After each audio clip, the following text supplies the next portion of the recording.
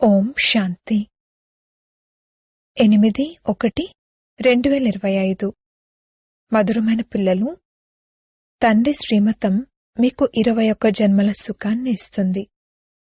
ఇంతటి అతీతమైన మతాన్ని తండ్రి తప్ప ఇంకెవ్వరూ ఇవ్వలేరు. మీరు శ్రీమతంపై నడుస్తూ ఉండండి. ప్రశ్న: తమకు తాము రాజ్యతిలకం ఇచ్చుకునేందుకు సహజ పురుషార్థం ఏమిటి? జవాబు: 1.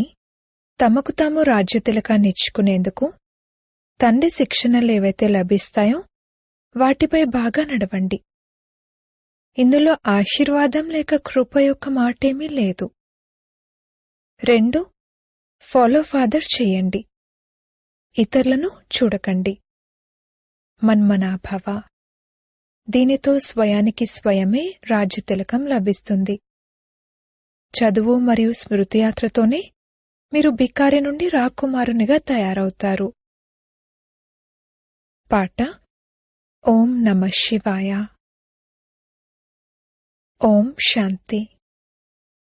తండ్రి మరియు దాదా ఓం శాంతి అని అన్నప్పుడు వారు 2 సార్లు కూడా అనొచ్చు, ఎందుకంటే ఇద్దరూ ఒకరిలోనే ఉన్నారు. ఒకరు అవ్యక్తం, మరొకరు వ్యక్తం, ఇద్దరూ కలిసున్నారు. ఇద్దరి ఓం శాంతి అనే శబ్దం కలిసి కూడా ఉండొచ్చు, వేరువేరుగా కూడా ఉండొచ్చు. ఇది ఒక అద్భుతం. ప్రపంచంలోని వారికెవ్వరికీ పరంపిత పరమాత్మ ఇతని శరీరంలో కూర్చుని జ్ఞానాన్ని వినిపిస్తారని తెలియదు. ఇదెక్కడా రాయబడి లేదు. తండ్రి కల్పపూర్వం కూడా చెప్పారు, ఇప్పుడు కూడా చెప్తున్నారు. నేను ఈ సాధారణ తనువులో ఎన్నో జన్మల అంతిమంలో వీరిలో ప్రవేశిస్తాను, ఇతని ఆధారాన్ని తీసుకుంటాను. గీతలో ఇలాంటివి కొన్ని వాక్యాలున్నాయి. వాటిలో కొన్ని సత్యమైనవి కూడా ఉన్నాయి. నేను అనేక జన్మల అంతిమంలో ప్రవేశిస్తాను, వీరు వానప్రస్థావస్థలో ఉన్నప్పుడు ప్రవేశిస్తాను అన్న ఈ అక్షరాలు సత్యమైనవి. ఇతని విషయంలో ఇలా అనటం సరిగ్గా వర్తిస్తుంది. మొట్టమొదట సత్యుగంలో జన్మ కూడా ఇతందే జరుగుతుంది. మళ్లీ చివరిలో వానప్రస్థావస్థలో ఉన్నారు, ఇతనిలోనే తండ్రి ప్రవేశిస్తారు. తాను ఎన్ని పునర్జన్మలు తీసుకున్నారు అన్నది అతనికి తెలియదు అని వీరి విషయంలోనే తండ్రి అంటారు. శాస్త్రాలలో 84 లక్షల పునర్జన్మలని రాసేశారు. అదంతా భక్తి మార్గము. దీనిని భక్తి సాంప్రదాయం అంటారు. జ్ఞానకాండము వేరు, భక్తికాండము వేరు. భక్తి చేస్తూ చేస్తూ కిందికి దిగుతూనే వస్తారు. ఈ జ్ఞానమైతే ఒకేసారి లభిస్తుంది. తండ్రి సర్వులకు సద్గతినిచ్చేందుకు ఒకేసారి వస్తారు. బాబా వచ్చి భవిష్యత్తు కొరకు అందరి ప్రారబ్ధాన్ని ఒకేసారి తయారు చేస్తారు. మీరు చదివేదే భవిష్య కొత్త ప్రపంచం కొరకు. తండ్రి వచ్చేదే కొత్త రాజధానిని స్థాపించేందుకు. అందుకే దీనిని రాజయోగం అంటారు. దీనికి చాలా మహత్వం ఉంది. భారత్ యొక్క ప్రాచీన రాజయోగాన్ని ఎవరైనా నేర్పిస్తే బావుణ్ణు అని కోరుకుంటారు. కాని ఈ రోజుల్లో ఈ సన్యాసులు విదేశాలకు వెళ్లి మేము ప్రాచీన రాజయోగాన్ని నేర్పించేందుకు వచ్చాము అని అంటారు. అప్పుడు వారు కూడా మేం నేర్చుకోవాలి అని అనుకుంటారు. ఎందుకంటే యోగంతోనే ప్యారడైజ్ స్థాపన అయిందని అనుకుంటారు. తండ్రి అర్థం చేయిస్తారు, యోగ బలంతో మీరు ప్యారడైజ్కు అధిపతులుగా అవుతారు. ప్యారడైజ్ స్థాపన చేసింది తండ్రి. ఎలా స్థాపన చేస్తారన్నది తెలీదు. ఈ రాజయోగాన్ని ఆత్మిక తండ్రి నేర్పిస్తారు. దేహదారులైన మానవులెవరూ నేర్పించలేరు.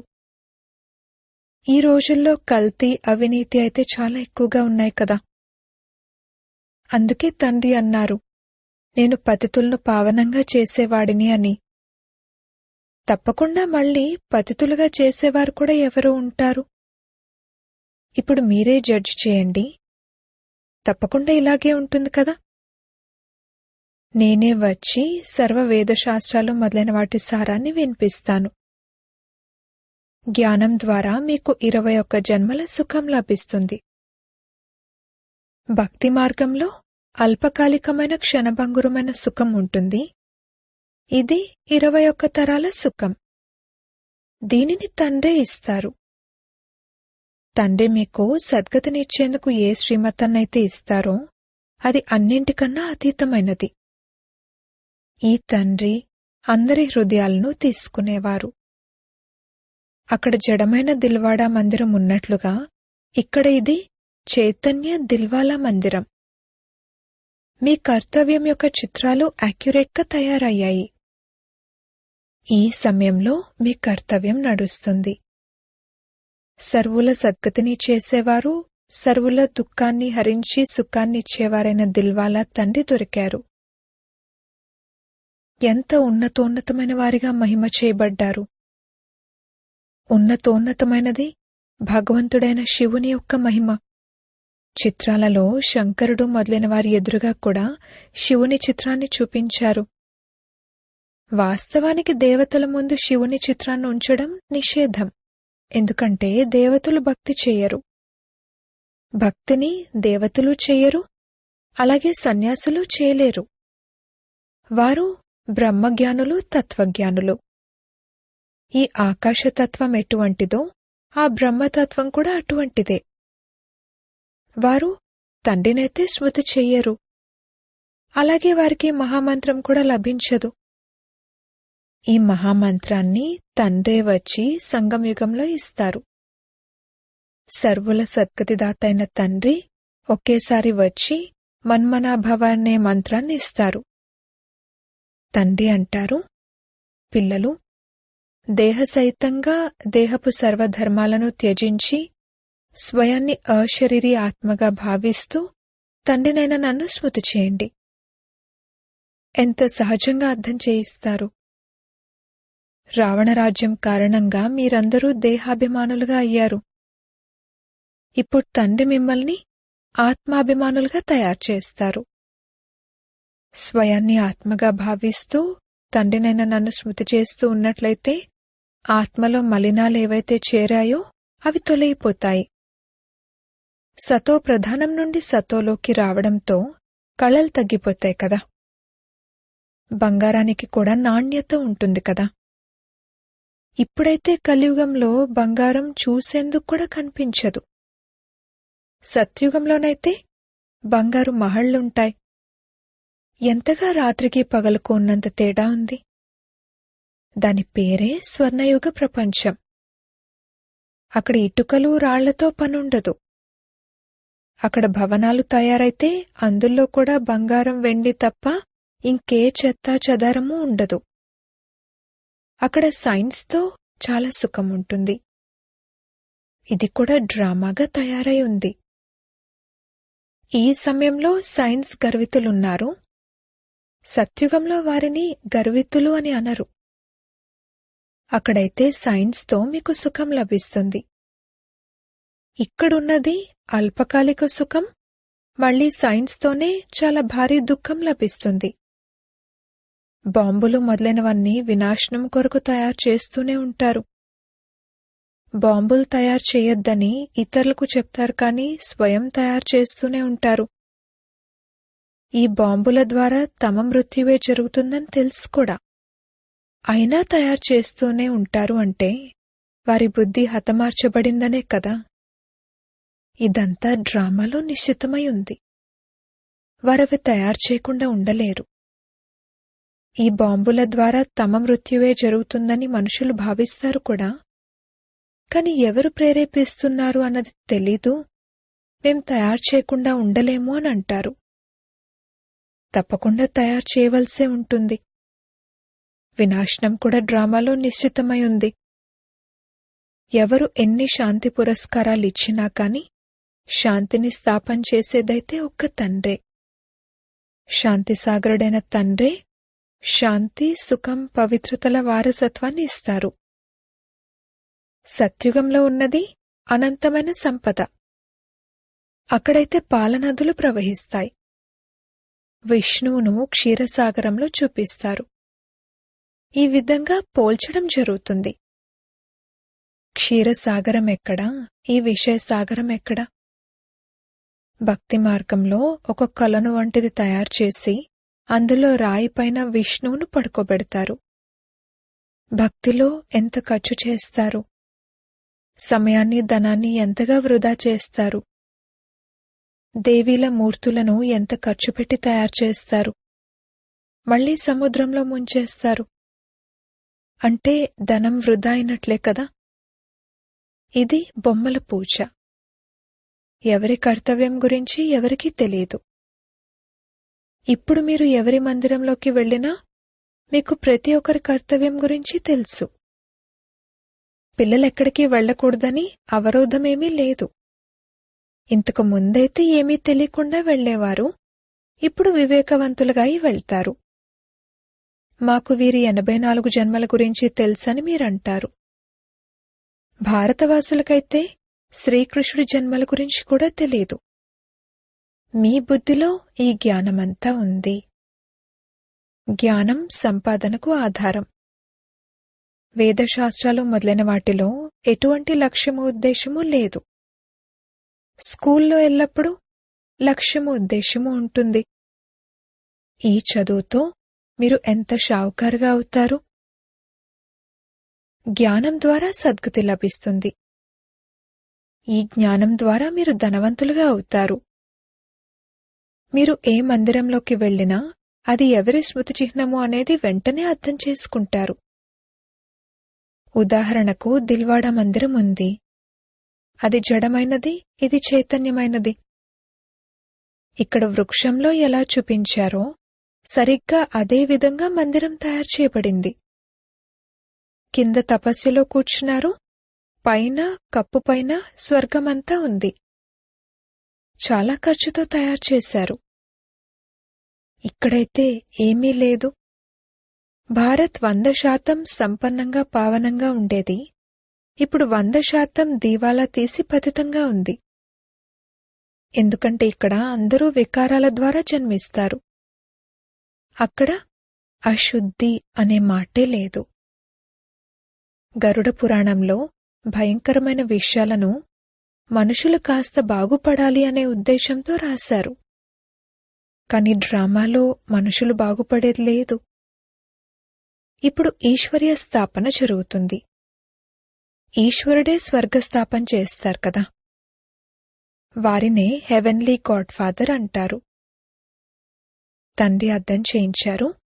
అక్కడ సైన్యం ఎవరైతే యుద్ధం చేస్తారో వారంతా రాజు రాణుల కొరకే చేస్తారు. ఇక్కడ మీరు స్వయం కొరకే మాయపై విజయం పొందుతారు. ఎంత చేస్తే అంత పొందుతారు. మీరు ప్రతి ఒక్కరూ మీ తనువు, మనసు, ధనములను భారత్ను స్వర్గంగా తయారు చేయడానికి ఉపయోగించాల్సి ఉంటుంది. ఎంత చేస్తే అంత ఉన్నత పదవిని పొందుతారు. ఇక్కడ ఉండేదైతే ఏమీ లేదు. కొందరి ధనం ధూళిలో కలిసిపోతుంది అని ఈ సమయం గురించే గాయనం చేస్తారు. ఇప్పుడు తండ్రి మీకు రాజ్యభాగ్యాన్ని ఇవ్వడానికి వచ్చి ఉన్నారు. ఇప్పుడు తనువు, మనసు, ధనము అన్నింటినీ ఇందులో పెట్టండి అని చెప్తారు. ఇతను బ్రహ్మ తన సర్వస్వాన్ని అర్పణ చేసేశారు కదా. ఇతన్ని మహాదాని అంటారు. వినాశీ ధనాన్ని దానం చేస్తారు కదా, అలాగే అవినాశీ ధనాన్ని కూడా దానం చేయవలసి ఉంటుంది. ఎవరెంత దానం చేస్తే అంత. ప్రసిద్ధమైన దాతలెవరైనా ఉంటే వారిని ఫలానా అతను చాలా గొప్ప మహాదాని అని అంటారు. వారి పేరైతే ప్రసిద్ధి అవుతుంది కదా. వారు ఇండైరెక్ట్ గా ఈశ్వరార్థం చేస్తారు. రాజ్యమేమీ స్థాపన అవ్వదు. ఇప్పుడైతే రాజ్యస్థాపన జరుగుతుంది. అందుకే పూర్తిగా మహాదానులుగా అవ్వాలి. భక్తి మార్గంలో మేం బలిహారం అయిపోతాము అని పాడతారు కూడా. ఇందులో ఖర్చేమీ లేదు. ప్రభుత్వానికి ఎంత ఖర్చవుతుంది? ఇక్కడ మీరేదైతే చేస్తారో అదంతా మీకోసమే. ఇక ఆపై అష్టరత్నాల మాలలోకైనా రండి, లేక 108 మాలలోకైనా రండి, లేక 16,108 మాలలోకైనా రండి. పాస్ విత్ ఆనర్గా అవ్వాలి. కర్మాతీత అవస్థను పొంది ఇక ఏ శిక్ష అనుభవించాల్సిన అవసరం లేనంతటి యోగాన్ని సంపాదించుకోండి. మీరందరూ యోధులు. మీ యుద్ధం రావణుడితో ఉంది, మనుషులెవరితోనూ కాదు. పాస్ అవని కారణంగా 2 కళలు తగ్గిపోయాయి. త్రేతాను 2 కళలు తగ్గిన స్వర్గం అంటారు. తండ్రిని పూర్తిగా ఫాలో చేసేందుకు పురుషార్థమైతే చేయాలి కదా. ఇందులో మనసు బుద్ధితో సమర్పణ అవ్వాల్సి ఉంటుంది. బాబా ఈ సర్వస్వము మీదే అని అంటారు. తండ్రి అంటారు, దీనిని సేవలో పెట్టండి. నేను మీకు ఏ డైరెక్షన్లైతే ఇస్తానో ఆ కార్యం చేయండి. యూనివర్సిటీని తెరవండి, సెంటర్ తెరవండి, అనేకుల కళ్యాణం జరుగుతుంది. కేవలం తండ్రిని స్మృతి చేయండి మరియు వారసత్వాన్ని తీసుకోండి అనే ఈ సందేశాన్ని ఇవ్వండి. మెసెంజర్, పైగంబర్ అనగా సందేశకులు అని పిల్లలను మిమ్మల్ని అంటారు. నన్ను స్మృతి చేస్తే మీ వికర్మలు వినాశనమవుతాయి, మీకు జీవన్ముక్తి లభిస్తుంది అని తండ్రి ఈ బ్రహ్మ ద్వారా చెప్తున్నారని అందరికీ సందేశాన్ని ఇవ్వండి. ఇప్పుడున్నది జీవన బంధనం, తర్వాత జీవన్ముక్తి ఉంటుంది. తండ్రి అంటారు, నేను భారత్లోనే వస్తాను. ఈ డ్రామా అనాదిగా తయారై ఉంది. ఎప్పుడు తయారైంది, ఎప్పుడు పూర్తవుతుంది ఈ ప్రశ్న తలెత్తలేదు. ఈ డ్రామా అయితే అనాదిగా నడుస్తూనే ఉంటుంది. ఆత్మ ఎంత చిన్న బిందువు, అందులో ఈ అవినాశి పాత్ర నిశ్చితమై ఉంది. ఇవి ఎంతటి గుహ్యమైన విషయాలు. ఆత్మ నక్షత్రం వలె చిన్న బిందువు. మాతలు కూడా మస్తకంలో బిందువు పెట్టుకుంటారు. ఇప్పుడు పిల్లలైన మీరు పురుషార్థంతో మీకు మీరే రాజ్యతిలకాన్ని దిద్దుకుంటున్నారు. మీరు తండ్రి శిక్షణలపై బాగా నడిచినట్లయితే మీకు మీరే రాజ్యతిలకాన్ని ఇచ్చుకున్నట్లు అవుతుంది. ఇందులో ఆశీర్వాదము, కృప ఏమీ ఉండదు. మీకు మీరే రాజ్యతిలకాన్ని దిద్దుకుంటారు. వాస్తవానికి ఇది రాజ్యతిలకం. తండ్రిని ఫాలో చేసే పురుషార్థం చేయాలి, ఇతరులను చూడకూడదు. ఇది మన్మనాభవ. దీనితో మీ అంతటి మీకే తిలకం లభిస్తుంది, తండ్రి ఇవ్వరు. ఇది ఉన్నదే రాజయోగం. మీరు బికారి నుండి రాకుమారునిగా అవుతారు. మరెంత మంచి పురుషార్థం చేయాలి. అంతేకాక వీరిని కూడా ఫాలో చేయాలి. ఇది అర్థం చేసుకోవాల్సిన విషయం కదా. చదువు ద్వారా సంపాదన జరుగుతుంది. ఎంతెంత యోగం ఉంటుందో అంతగా ధారణ ఉంటుంది. యోగంలోనే శ్రమ ఉంది. అందుకే భారత్ యొక్క రాజయోగం గాయనం చేయబడింది. ఇకపోతే గంగా స్నానాలు చేస్తూ చేస్తూ మొత్తం ఆయుష్ అంతా గడిచిపోయినా పావనంగా అవ్వలేరు. భక్తి మార్గంలో ఈశ్వరార్థం పేదలకు ఇస్తారు. కాని ఇక్కడ స్వయంగా ఈశ్వరుడే వచ్చి పేదవారికే విశ్వరాజ్యాన్ని ఇస్తారు. పేదల పాలిటి పెన్నిది కదా. 100% సంపన్నంగా ఉన్న భారత్ ఇప్పుడు 100% దివాలా తీసింది. దానం ఎల్లప్పుడూ పేదవారికే ఇవ్వడం జరుగుతుంది. తండ్రి ఎంత ఉన్నతంగా తయారు చేస్తారు. ఇటువంటి తండ్రిని నిందిస్తారు. తండ్రి అంటారు, ఇలా ఎప్పుడైతే గ్లాని చేస్తారో అప్పుడు నేను రావాల్సి వస్తుంది. ఇది కూడా డ్రామాగా తయారై ఉంది. వీరు తండ్రి కూడా, టీచర్ కూడా. సిక్కు ధర్మం వారు సద్గురు అకాల్ అంటారు. మిగిలిన భక్తి మార్గపు గురువులైతే ఎంతోమంది ఉన్నారు. అకాలుడికి కేవలం ఈ ఆసనమే లభిస్తుంది. పిల్లలైన మీ ఆసనాన్ని కూడా ఉపయోగిస్తారు. నేను ఇతనిలో ప్రవేశించి అందరి కళ్యాణము చేస్తాను అని అంటారు. ఈ సమయంలో ఇతని పాత్ర ఇది. ఇవి బాగా అర్థం చేసుకోవాల్సిన విషయాలు. కొత్తవారెవరూ అర్థం చేసుకోలేరు. అచ్చా, మధురాతి మధురమైన సిక్కిలదే పిల్లలకు మాతా పిత బాప్ దాదాల ప్రియ స్మృతులు మరియు గుడ్ మార్నింగ్. ఆత్మిక పిల్లలకు ఆత్మిక తండ్రి నమస్తే. ధారణ కొరకు ముఖ్య సారము. మొదటి పాయింట్, అవినాశి జ్ఞానధనాన్ని దానం చేసి మహాదానులుగా అవ్వాలి. ఏ విధంగా బ్రహ్మ బాబా తన సర్వస్వాన్ని ఇందులో సమర్పించారో అలాగే తండ్రిని ఫాలో చేసి రాజ్యంలో ఉన్నత పదవిని పొందాలి. రెండవ పాయింట్, శిక్షల నుండి రక్షించుకునేందుకు ఎటువంటి యోగాన్ని సంపాదించుకోవాలంటే ఇక కర్మాతీత అవస్థను పొందాలి.